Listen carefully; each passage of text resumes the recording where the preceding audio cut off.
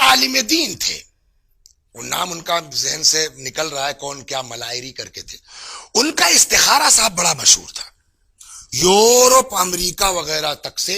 ان کے پاس فون آتے تھے استخارہ دیکھنے کے۔ تو آدمی کہتا صاحب میں بیٹھا تھا، اتفاق سے کوئی آیا، اس نے استخارے کے لیے کہا، انہوں نے قرآن اٹھایا، کھولا، کہنے لگے بھائی جلدی کرو، رشتے کا معاملہ ہے اور اس رشتے میں ایک اور آدمی بھی رقیب بھی ہے، کل دوپہر تک کا ٹائم ہے، اگر کل تک فائنل کر دیا تو ٹھیک، ورنہ یہ رشتہ نکل بھی سکتا ہے ہاتھ سے۔ تو جو استخارہ کروانے آیا تھا اس نے کہا جی جی میں بھی سمجھ رہا ہوں رقیب کون ہے، یعنی بالکل چپکتا ہوا استخارہ ہو گئی بات۔ تھوڑی دیر کے بعد ایک آدمی اور آ گیا، اس نے بھی کہا کہ حضور استخارہ کر دیجئے۔ اتفاق یہ دیکھیے سیم آیت نکلی، انہوں نے کہا بہت خراب استخارہ ہے، قریب مت جانا اس کام کے، دنیا بھی ضائع ہوگی، پیسہ بھی جائے گا، بے عزت بھی ہوگے، آخرت بھی جائے گی۔ کہنے لگا ہاں حضور صحیح فرما رہے ہیں، تھوڑا ہم کو جو ہے وہ اسمگلنگ کا معاملہ تھا، کچھ مال باہر سے منگوانا تھا، تو وہی میں نے کہا کہ کہیں پھنس نہ جائیں، تو سوچا استخارہ کر لیں۔ وہ آدمی جو شروع سے بیٹھا تھا، وہ بھی پڑھے لکھے عالم ہے، ان کو کہنے لگا صاحب اس بار آیت یہی نکلی تھی، تو آپ نے کہا بہت اچھا ہے، اس بار وہی آیت نکلی ہے، آپ کہہ رہے ہیں بہت خراب ہے، قریب نہ جانا، دنیا و آخرت دونوں میں رسوائی ہے۔ کہنے لگا کہ یار مجھ کو کیا پتا کون سے کیا ہے، میں تو بس آتا دماغ میں آتی ہے بات، جیسے میرے کوئی کان میں کہہ رہا میں کہہ دیتا ہوں کہ یہ کیسے ہو سکتا ہے۔ دیکھیے دو چیزیں، ایک تقوی، دوسرے اہل بیت کے مقابلے میں آدمی مؤدب ہو، اگر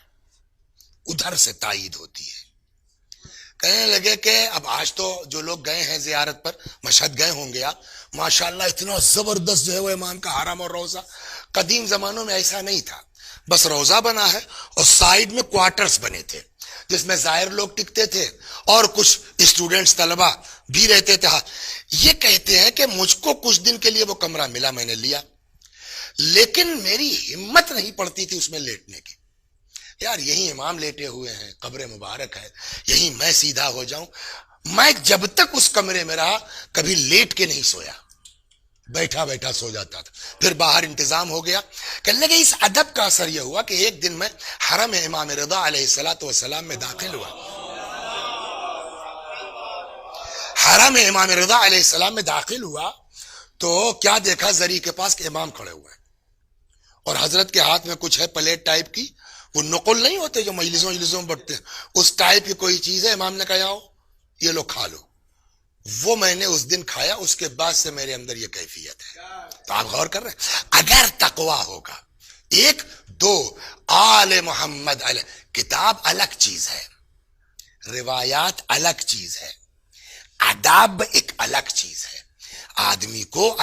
بعض بزرگوں کے لیے ملتا ہے کہ اپنی لائبریری میں وہ لیٹتے نہیں تھے، صرف اس بنا پر کہ علوم آل محمد اس کمرے میں ہے، میں ادھر پیر کر کے کیسے لیٹوں۔ تو جب انسان کے اندر اتنا ادب ہوگا تو اللہ بے شک اس کو دنیا بھی آباد کرے گا، اس کی آخرت بھی آباد کرے گا۔ لہٰذا یہ ماہ محرم الحرام چوتھی مجلس یہ ہے، یہ بات میں اپنے بچوں سے کہتا ہوں کہ چاہے جتنے بڑے ہو جاؤ، لیکن آل محمد کے سامنے اگر کچھ بننا چاہتے ہو تو آل محمد کے سامنے با ادب رہو، ان سے منسوب چیزوں کا لحاظ کرو، انشاءاللہ خدا تم کو دنیا میں بھی ترقی دے گا، آخرت میں بھی ترقی دے گا۔